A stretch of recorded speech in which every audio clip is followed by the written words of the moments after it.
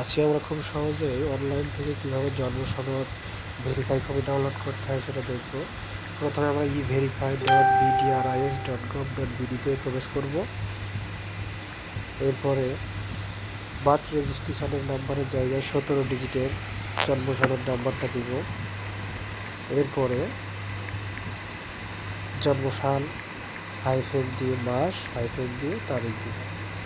তারপর হচ্ছে একটা ক্যাপচা থাকবে, ক্যাপচাটা আমরা ক্যালকুলেটরে হোক বা বুকে হোক যোগ বা বিয়োগ করবো, করে দিব যেটা হয়। এখানে আছে 56 বিয়োগ 37 সমান 20 হয়, 20 দিব। এরপরে আমরা সার্চ অপশনে ক্লিক দিব।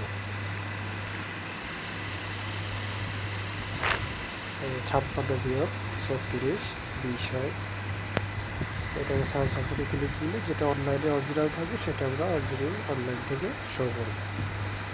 এটা খুবই সহজ, এটা অনলাইনে ছিল, যার ফলে আমরা যখন বিয়োগে সার্চ দিব তখন এটা আমরা অনলাইনে পাবো। দেখুন খুব সহজ।